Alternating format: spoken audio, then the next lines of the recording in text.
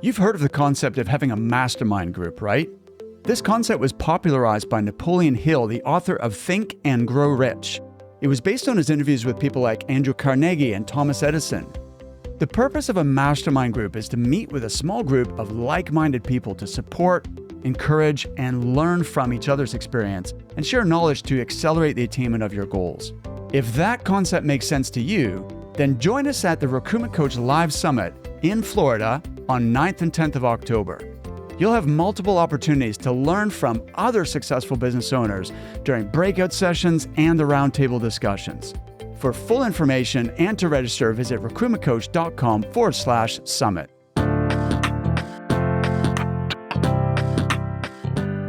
Welcome to the Resilient Recruiter Podcast. I'm your host, Mark Whitby, and today I'm thrilled to be joined by one of our clients, Troy Ashby.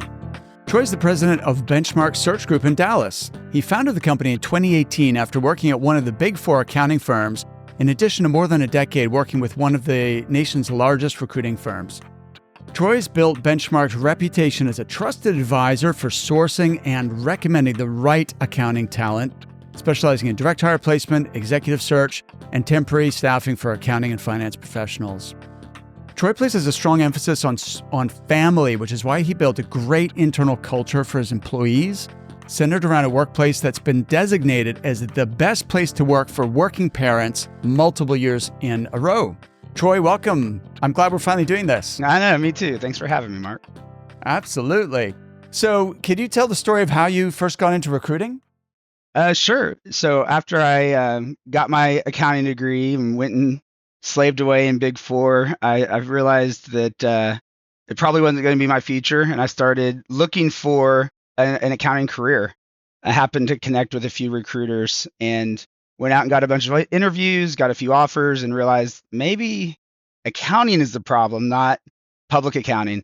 And so one of the recruiters flipped the script on me, said, "What about this?" Started exploring, and that's how it all started. I said yes, and let's go. Fantastic. What was it about I mean, obviously you're still connected to accounting. You're a CPA. What was it about the actual work that you found you were better situated in a recruiting role? Accounting people are still my people. I mean, you put me in a room and I wouldn't know what their degree is or their career is, and for some reason we'll always find each other. So what I found about myself is it wasn't the actual job, because I think accounting is interesting. I still think it's interesting. But part of my DNA, my parents were small business owners. And so I watched the harder they worked, the more they got rewarded in income. And so I started thinking maybe sales is more the path. I'm working, it didn't matter how much I was working. I was only making 1,000 or two more than my peers. And so I was just looking for something that was like owning a business, but something kind of in sales. And so when the recruiting opportunity came up, I had no idea what that was. But when they said that you get paid for performance, it sounded amazing. All right. That makes total sense to me. I think we're wired the same way in that respect. So then and did it live up to your expectations? How did you like it? Man, I had never felt or had so much failure thrown at me. It felt like everything I had done before that, I figured out it was all success. So failure after failure after failure, almost fired in my first 90 days. And they gave me an extra, Really? They gave me an extra 30 days because my pipeline was strong. And the first 6 or 9 months was tough, but it was really getting over that hurdle and, that achiever mentality. I refused to fail, although I kept saying, I'm going to put a year in and I'm going to use this sales experience to go do something else. And then I stayed at that firm for 13 years. Wow. So that's interesting, because when I first started recruiting, I hated it. And I thought, this is, I don't know. It was so much harder than I was expecting it to be. And I think you're right. Like getting through the first month and then 3 months, and then eventually it kind of starts clicking together. But tell me about your first 90 days then. Why you said you almost got fired. There must be a story there. The accounting in me was the problem. I was so meticulous. I was so organized that I couldn't do enough activity because I was so worried about keeping track of everything. And I almost had to break the cycle. Instead of researching before the call, just wing it a little bit. But that isn't and wasn't me. And so, I had a really good mentor. His name is Rich Ranieri. We still keep up here and there. And he basically said, look, if you were to make 10,000 phone calls, because back then it's all phone calls and research, but if you make 10,000 phone calls in a year, you cannot fail. Go find out how many you've made. And so I went and looked it up and realized I was behind. And then I started thinking, now I have a different target. Instead of all these KPIs, I have calls. And so I just hit the gas, and I figured out how fast can I get 10,000 phone calls in 9 months.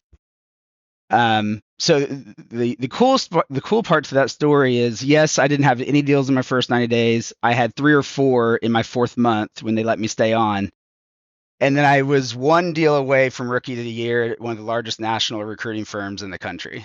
Wow, that's an incredible turnaround. So I think what's great about that story, Troy, is now you're in the owner's, like, leader's seat, right? And I find when people are growing their firm, getting people from, joining and maybe they have some or no recruiting experience to getting them up and running and successful, from a owner's point of view, that's a very exciting and rewarding thing to accomplish. It's to teach what you know and mentor somebody and help them to get up and running. But on the other hand, it can also be a roller coaster. It can be frustrating, especially if someone is taking longer to really get it than you would like, because of course you're burning cash in the meantime and you're spending a lot of time and energy, coaching somebody.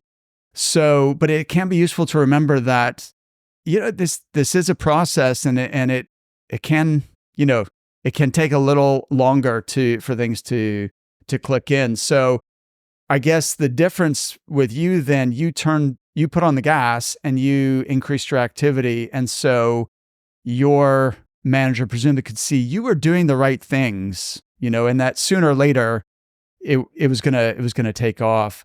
Maybe we'll return to this in a bit, but I'd love to hear more about Benchmark Search, because 2018 you started the business, and you've won this award for Best Place to Work for Working Parents. Can you speak a little bit about that? Yeah. So family is our first core value.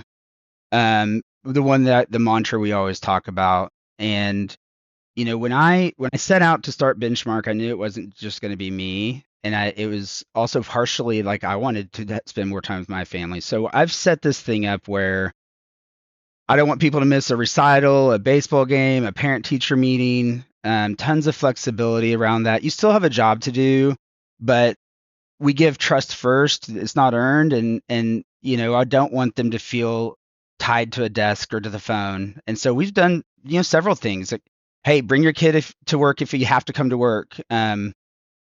It's all those little things. I invested in paying for 100% of medical care, FSA for dependent care too, because dependent care when they're young costs a lot of money, and it's hard to figure out, like, what are you going to do?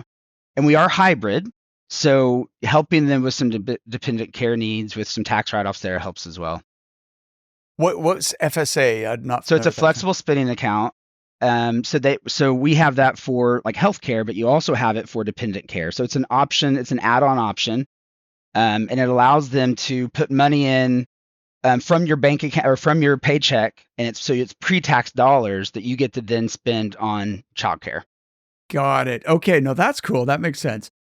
So tell me more. You've got the hybrid working is very flexible, so people need to take time off for kids' school events and stuff. They can do that as you trust them to get the job done. Anything else that you feel like the award for Best Place to Work for Working Parents, what's the kind of criteria that they are judging when you're entering that? It's really interesting. I don't know the exact behind the scenes on how they judge it. You have to go through 20 or 30 questions, and they ask several different pieces of just to make sure that you've got something relevant, or at least family friendly. And then they also categorize you, like we're in the micro category. So it's anybody less than 24 people. And so then they give you a benchmark of where you stand versus the rest in that tier. And we're always on the upper echelon of that. There's one or two, and I actually can't remember what they are. There's one or two. What FSA was one of them that we weren't doing, and I realized that was something that I could add in. So by doing that award, I realized that, hey, you know what? I hadn't thought about that. Let's add that in. Yeah. So from a business owner's perspective, I think it's definitely worthwhile putting yourself forward for these types of awards for a few reasons. Number one, of course, if you win it, then that's fantastic in terms of enhancing your ability to attract talent to come and work for you. I actually think that the awards don't mean much to clients, or candidates for that matter. But as far as attracting staff, I do think it's meaningful, because even the fact that you would go out for that type of award in itself suggests that it's something that you care about and you take it seriously. Mm-hmm. And then even the process, as you say, of like the selection criteria helps you to enhance your culture, and like what was it called? FSA thing. Like you learned that from the process. So that's fantastic, Troy. I love that. Let's talk about the journey then. So when you first started, was it just you yourself, or did you have a team right from the get-go? Yeah, so it was technically it was me by myself. I had a guy that I knew from previous time that did IT recruiting. So he and I got a little tiny little office, and shared an office space, but it was just me doing accounting, him doing IT with different brands, different labels, but kind of had some camaraderie at the beginning.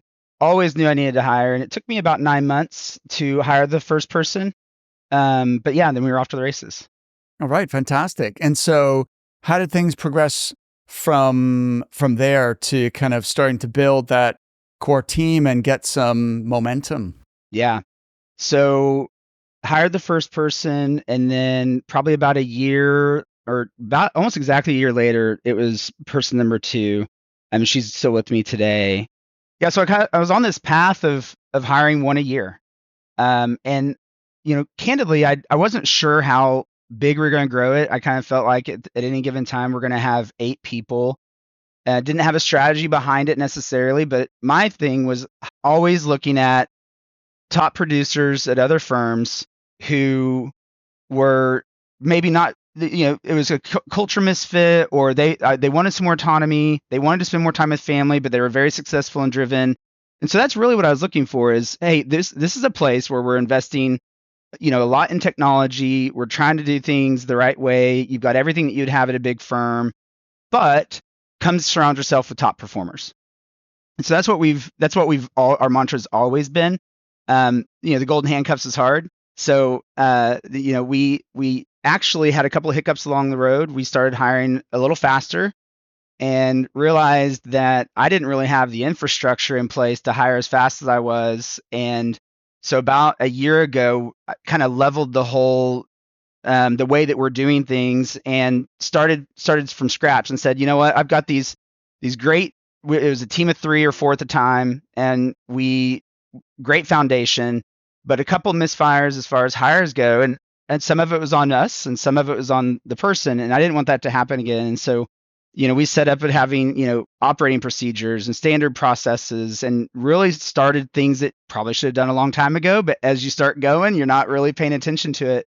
Added some training in place. We actually finished both video, kind of asynchronous and synchronous trainings. And we find ourselves today, so earlier this year, there were 3 of us, and we're sitting at 8 today. Or 8 today. So, and frankly, there's scalability that has come along with that, and making sure it's not all on my plate. I think I was always kind of holding on way too hard. Am I really the expert in all these things? And how much time do I really have? Troy, there was a lot there to unpack. So let's break that down a little bit. I know that as a member of our Apex group, one of the things that you're really focused on is, building that team and scaling the business. What do you think? And it's not easy, right? Otherwise, everybody would do it What do you think for you were the key challenges that were slowing you down? Do I have to be honest? It was me. It was me. I was the bottleneck.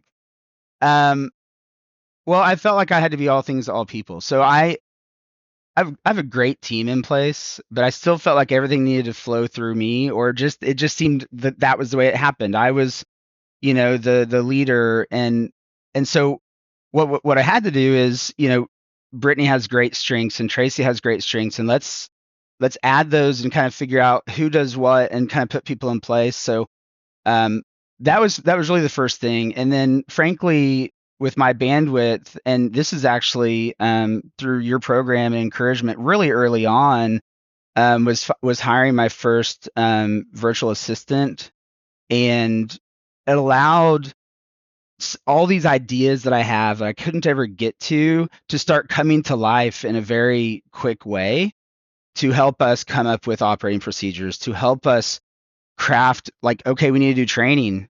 What are the categories that we need to do that in? And so that was what the first critical piece was hiring that first VA.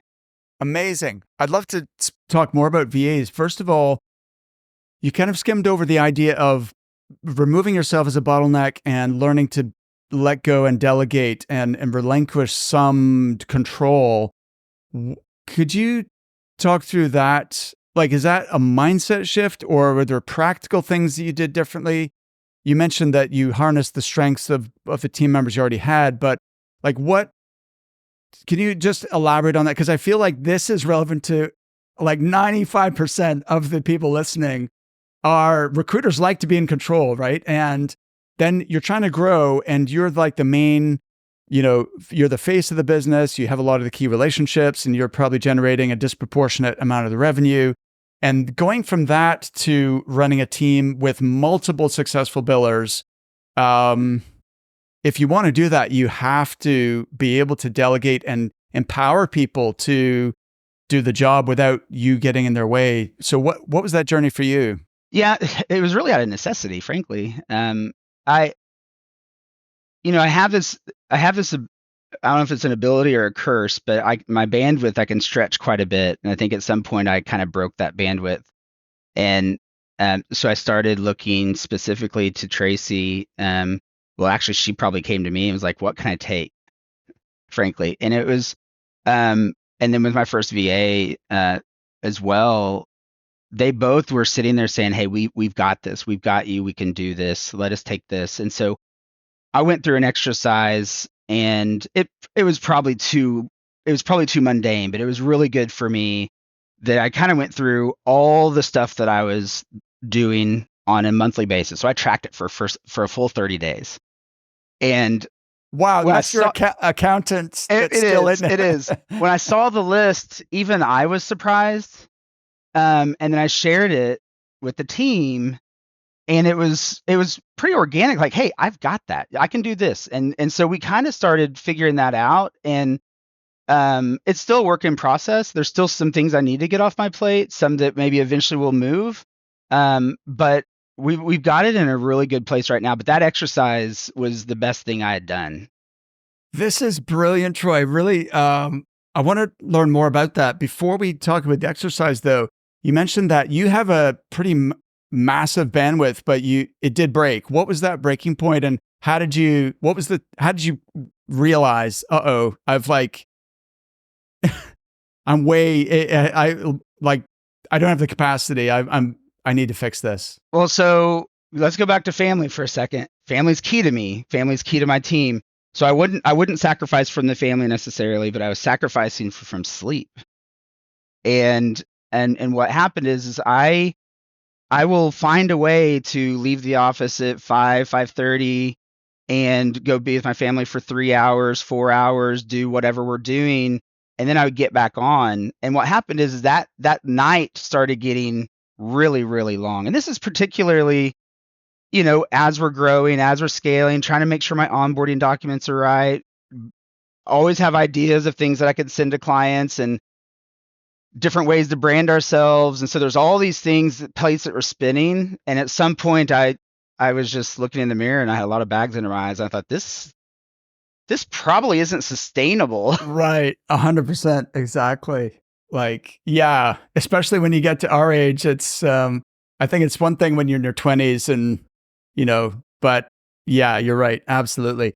So, okay. So you reached that point where you're like, and was there a moment where you're like, this has to change because I can't keep going like this. There really wasn't a big aha moment necessarily, but when we left for spring break with the family, and it was like I'm always excited to go on spring break trips with the family, but when I realized I needed that big exhale more than maybe mostly needed to, and when I came back and Tracy and Brittany and the team had really done, they didn't need me. I mean, they to some extent, and so that was just kind of an eye-opening moment.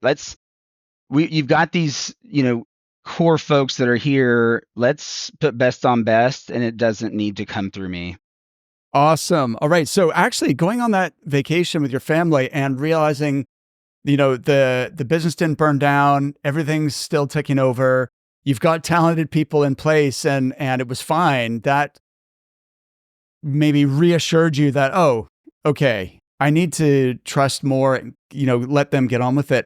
So then talk to me about this exercise, because we encourage all of our clients to kind of do an exercise where you write down what are the things you're spending time on a day-to-day basis, and how many of those things do you really need to do, and how many things could be either delegated or automated. And you took that to, I don't know anybody who's done it for 30 days. Usually it's like a couple of days, then people get bored of it and they're like, okay, that's good enough. So how did you track it and what did that involve? Well, first of all, I wish I would have had. There's a software I know about now, Clockify, that I wish I would have used that, because it tracks it for you, Clockify, or anything like that. Any time tracker that will basically tell you what you're spending your time on in the screen. But it was literally just every time I did something, write it down. And it was manual. There was nothing fancy to it, but it was right in front of me constantly on a notepad. And what happened is, when I went through the exercise that Julie gave me, it was great. I came up with 40 things in a couple of days. And then a couple of days later, I was like, oh yeah, but I also do that. But I also do that. Oh, I just did this. And then I categorized it and got real nerdy with it. And kind of figured out where is best that I spend my time. And frankly, it's best on, kind of coming up with the vision and pushing that out. And really, I needed to be outbound, meeting with people and networking, and I hadn't been doing much of that because I felt like I needed to train. I felt like I needed to do all these pieces. And so once I started moving that stuff away, I've actually had a lot more joy. Frankly, that's probably even, and I think it's been better for the team. So it was a great exercise. I'm glad we did it. I needed it. All right. Who doesn't want more joy? I love that. That's great. Because that's the thing. Like, we start businesses because we believe we're going to be happier, right? We're going to have more freedom, more flexibility, more, control of our income and all those things. And we imagine that it's going to be better. Everything's going to get better if we have our own business. But then the reality sometimes doesn't match up to that. You're working harder, longer hours. You have more potential to earn, but also you have more costs, and so you don't necessarily, make more than you would if you were just a recruiter. So, I'm glad you've rediscovered the joy of that, Troy. Tell me then about, one more thing I wanted to say is that's a sure sign you have a great team is if they're coming to you and saying, hey, Troy, we've got this, or what can I do, to take stuff off your plate? And they're looking out for you, right? And rather than you having to push it to them, they're actually proactively wanting to take stuff and run with it. Yeah, I totally agree. We have, and I tell people this, and it's not disingenuous. Like, I really believe that it's a unique, I've been doing this for a long time. I mean, it'll be 20 years in recruiting at the end of this year, with a little gap in between. But like, and so I've seen a lot of teams. I've been a part of them. I've led them. It's the most unique team I've had because, with the full trust, when somebody goes on vacation, Now they may work a little bit, but like the team covers for them. And it is let them really get away, kind of back to family, right? So we kind of have that DNA in everybody that we have that comes aboard, is that, we are, I kind of compares to a sports team, not a family, because it's for our family, but we are really there to pick each other up. And so tell me about the journey of hiring your first VA, and then, because you've now built a whole team, Yeah, part of your team in the Philippines. So that's right.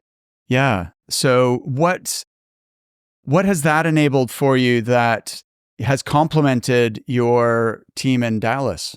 Yeah, so I've got I have three VAs right now, and I can see that becoming more. But I think these three cornerstone pieces. I've got one doing recruiting or sourcing. I've got one doing business development, and I've got one doing marketing. There's other opportunities, and then my first VA that I was sharing with you earlier, game changer for us.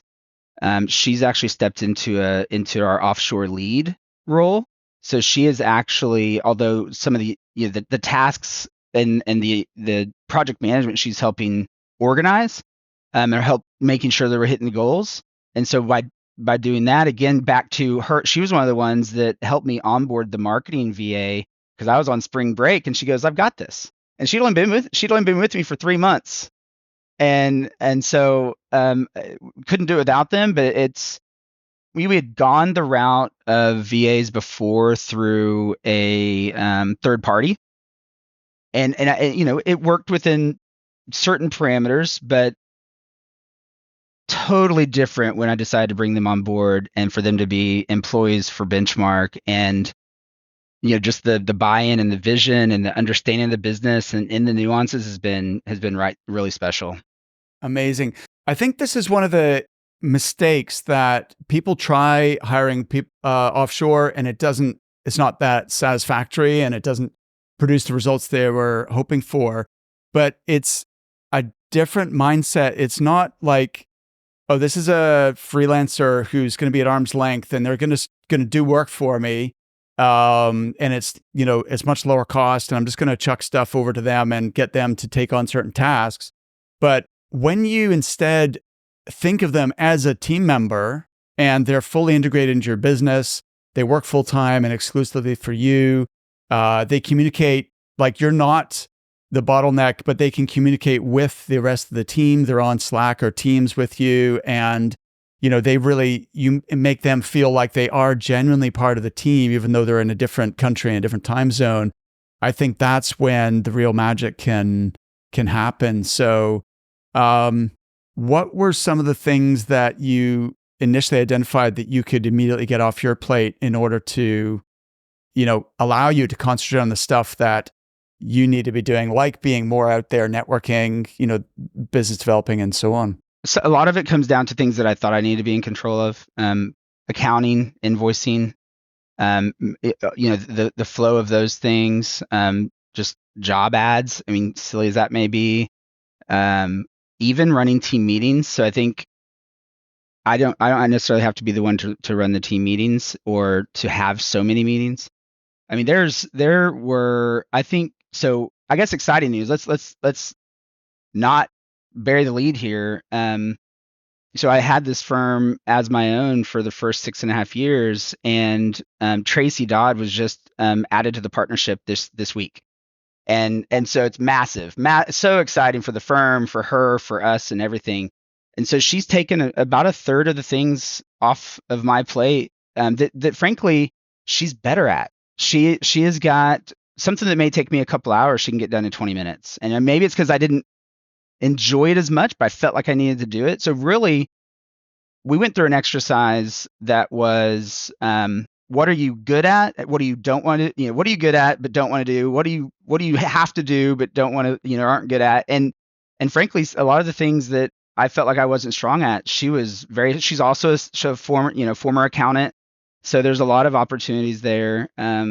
She's leading the team now directly.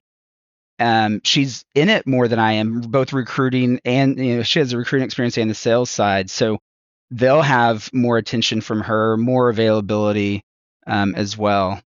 All right. Well, congratulations to Tracy. That's fantastic Yeah, news, and it's really congratulations exciting. to you as well.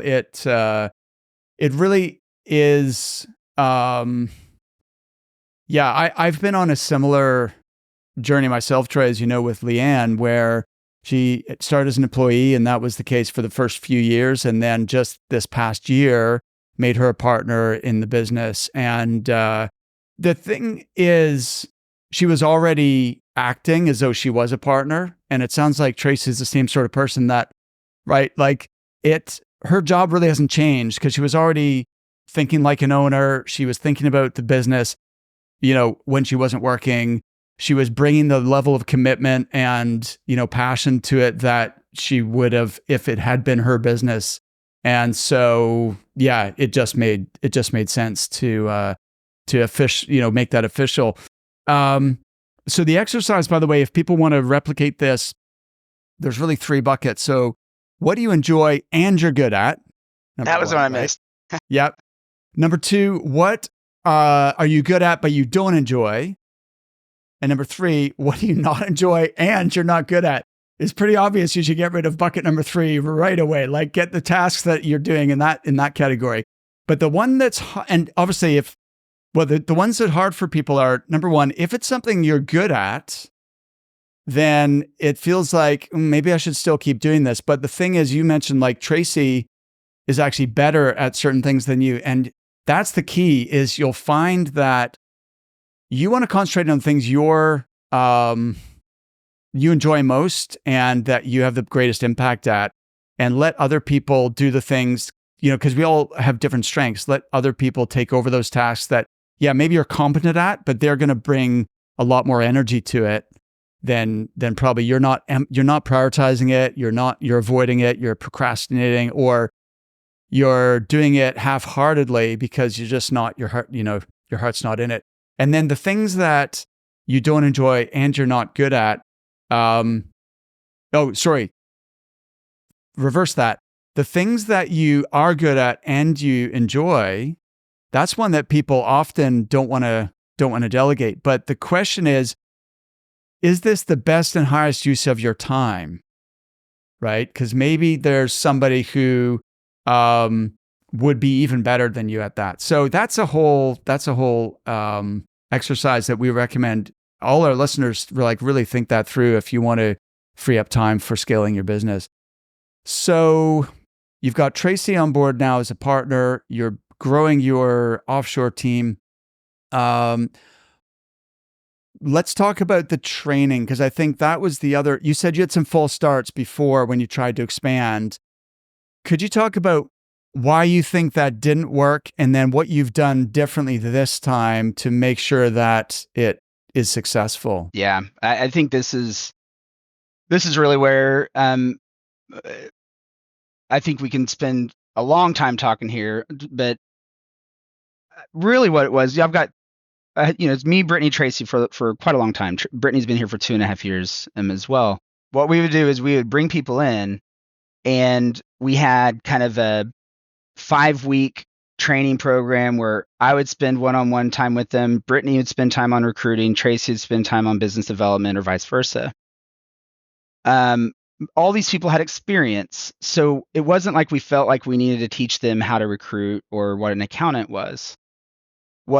What we found, though, is the way we do things is different, and we weren't able to kind of uncover kind of the benchmark way in our training program until much later, when we're starting to listen to calls and there's a few nuances that were off.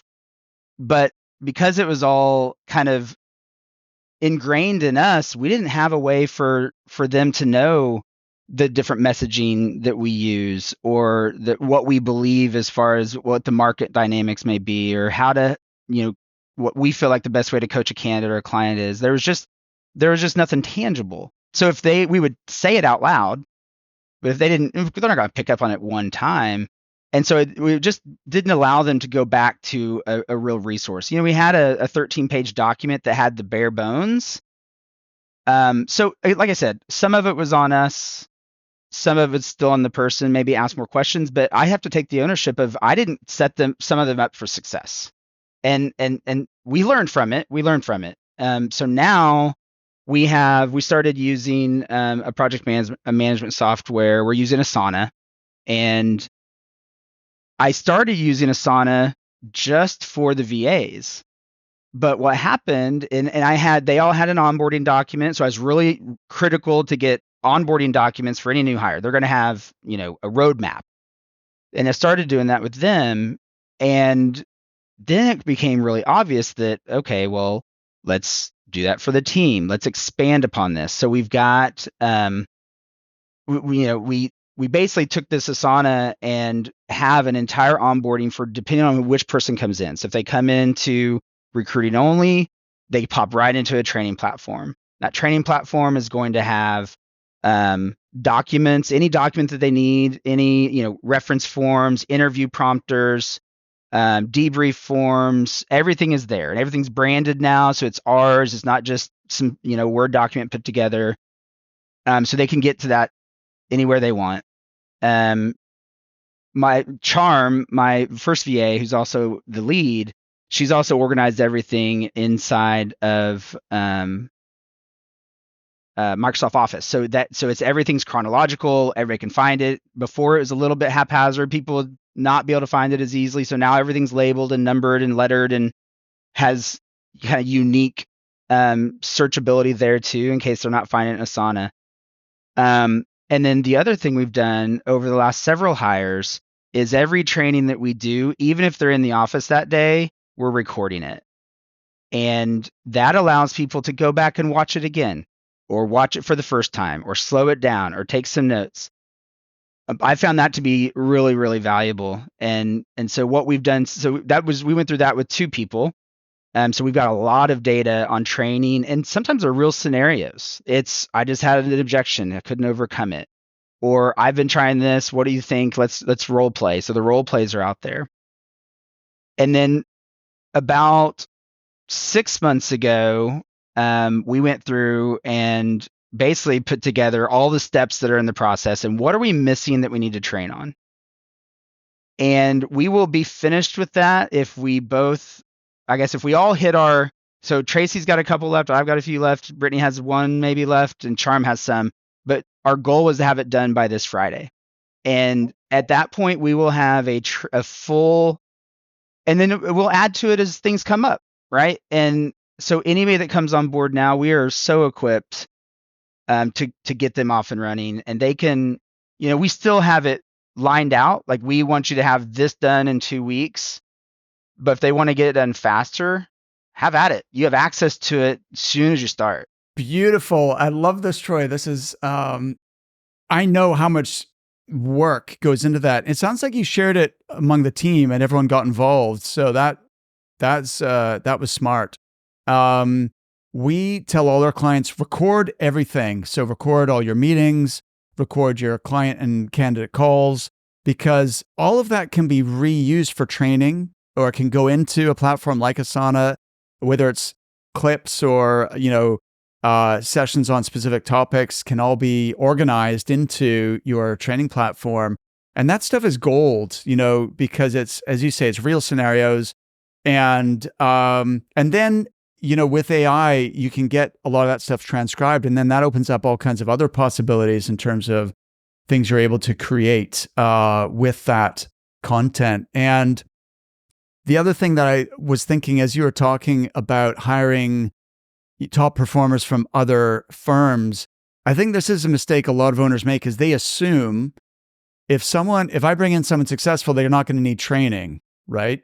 Because they already know what they're doing, which is not the case. Everyone needs learning, development, coaching to constantly improve, but also they grew up in a different culture and they're not going to be doing things the way necessarily you want them to be done.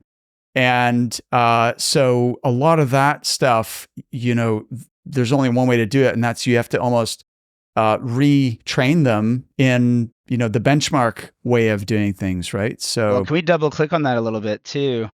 So we hired Matt, who's recruiter only.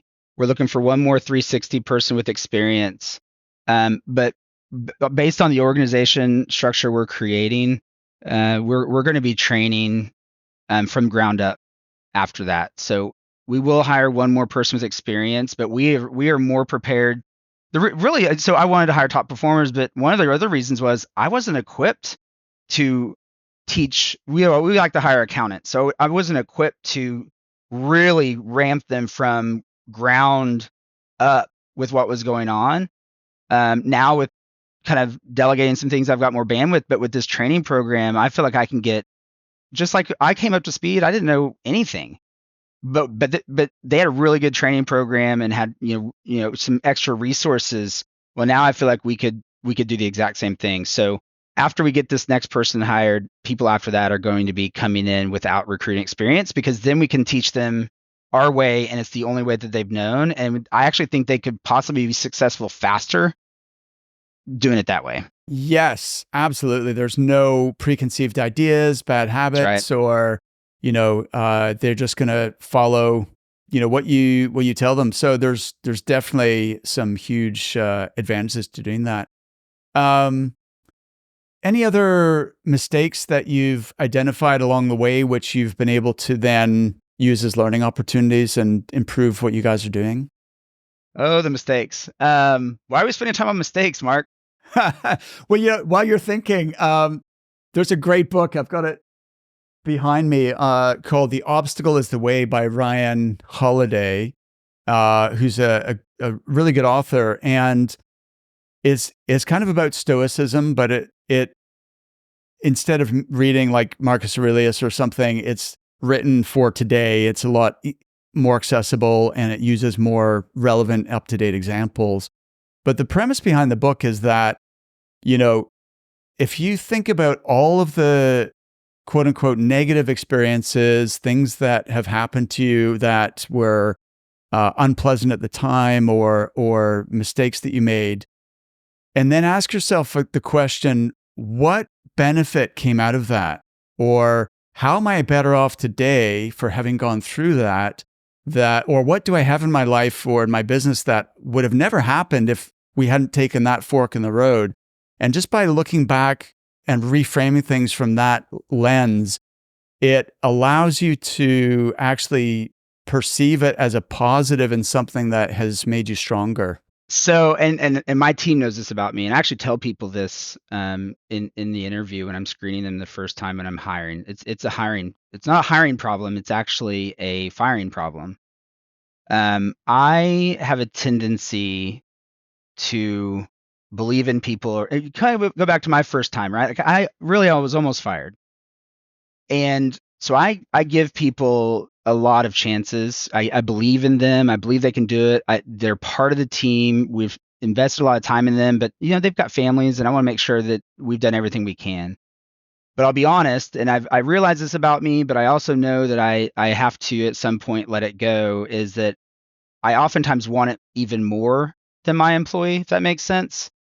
And so then I overinvest my time, and then I become even more disappointed when they don't reciprocate. And so I say that because we didn't have a lot of true KPIs. I was kind of an anti-KPI guy coming from a big firm. I wanted people to manage their own, and we go through a scenario of managing their own ratios and what they can do. But what I found is I can tell them what they probably need to do, but if they're just never quite getting there, is it really going to happen? And so now I've started giving kind of weekly homework, because I want to see if they can push the envelope just a little bit more. Because if I'm spending my time trying to help save their career here, then it may ultimately not be the right thing. So I think what the problem has been, I'm not perfect. I've not fixed it, but I do own the fact that I need to kind of have a clean break. Yeah, this is a hard one, and you're not alone. Like, firing people that's like the worst thing about being a boss, right, and running a business. And it's there's no way around it. It's not pleasant, and because you have invested so much in people and you believe in them and you think that they do have the potential, otherwise you wouldn't have hired them in the first place, right? You saw something, and then it can be really hard to like realize, oh, okay, maybe this how they appear in an interview, that same passion or enthusiasm or commitment that I saw a glimpse of in the interview hasn't really transpired, in the actual job, or, they're falling short due to lack of effort, or whatever the case may be. It's that's a hard thing to reconcile. You hit the nail on the head. If effort is there, I will train them all day. And that's really it's because the more at bats you have, it's hard to have at bats in this career if you're not getting enough people on the phone or sending enough emails or whatever it may, in-mails and all those things, then you just don't have a good enough sample size. So if the effort's there, that person will be here forever because we can get that person over the hurdle. The effort piece is the one that it's no longer an option. I used to let that slide a little bit, and I can't anymore. Yeah, I think you're right. Well, to me, there's a couple of things. Number one is mindset and attitude, because that has to come from them, right? You can't train that per se. Do they have the right mindset and attitude? Number two, are they putting forth their full effort? Are they absolutely doing everything they can to make this work?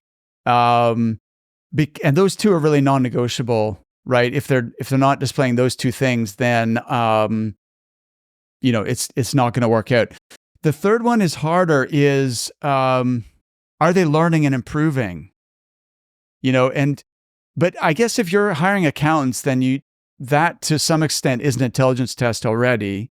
So you've got that, but because this is a tough job, and you do have to learn quickly. And sometimes, I've seen, it doesn't happen very often, but I've seen some people hitting their KPIs, but they're not converting anything.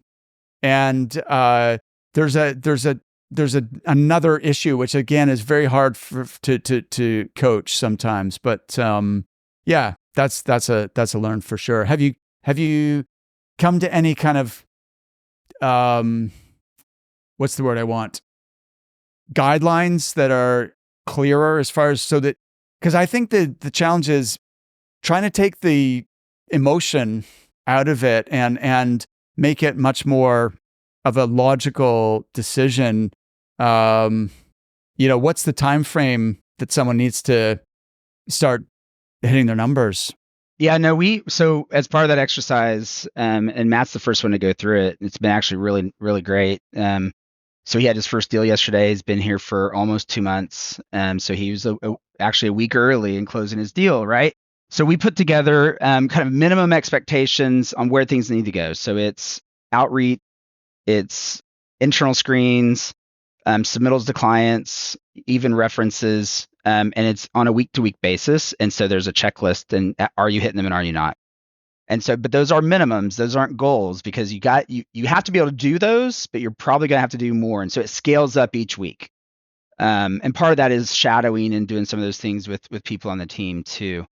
It's been really eye-opening and transparent, both for, I think, a new hire and for us, because it's an equalizer.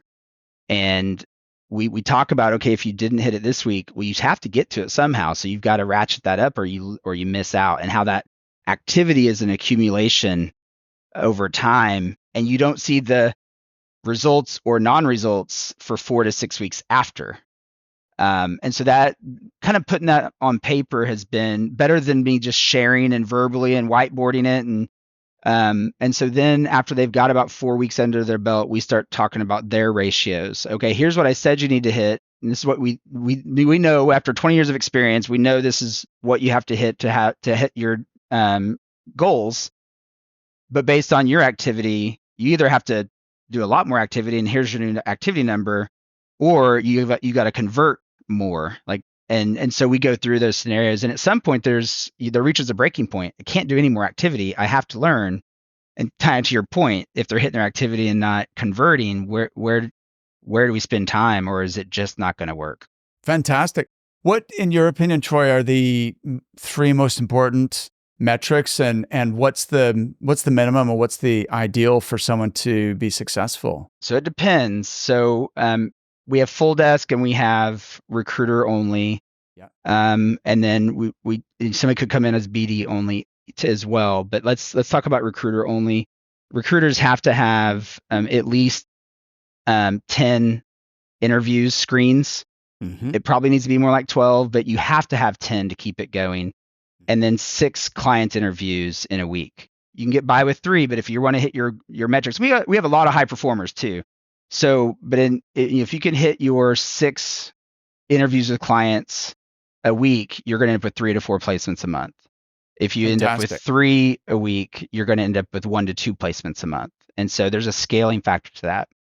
And then on the client side, it's at least 2 meetings with clients every single week. And then that's going to be 5 to 8 also interviews a week. Yeah. Wrapping things up, what is the vision going forward? What does the future hold for Benchmark? Well, first of all, terribly exciting. We do a vision exercise. We've put that and actually already kind of crushing our headcount goal, but we're looking to go. So we're 8 today, 13 by 2026. But what that really looks like for us is almost 3x revenue, and some of those can be VAs. And so what that does for us is it helps scale our current employees to do what they do best. And so with that 13 employees, 8 of them technically could be offshore. When you say it helps you scale your employees in Dallas to do what they do best, can you elaborate on that? Yeah. So remember, again, we have sourcing, business development, rep, and marketing. So what they're able to do is they're able to help us spend more time on the phones with relevant people. They're working on sourcing for us, both the job leads and the candidate leads. And then marketing is also helping them, basically create personal branding and, yes, benchmark branding too, but also helping them with personal branding, which helps to bring in the inbound leads. So we've got 2 people working on external outbound leads and 1 person helping them work on inbound leads, which really, once we keep scaling that, people could really do 2x their production numbers without working more hours. That is powerful, Troy. I think the beauty of that is, it's good for them, it's good for the business, and also good for attracting talent to come and work with you guys, right? Because that's a phenomenal platform you're building for people to, to be successful in recruitment. Yeah, it's terribly exciting, and we're early, but I can see so much fruit in even just the first 9 months of it, and it's terribly exciting. All right, I love that. Troy, this was a lot of fun, and thank you so much for being on The Resilient Recruiter. Thanks for watching. If you enjoyed this conversation, check out some of my other episodes. You'll see 1 or 2 suggested episodes on the screen now.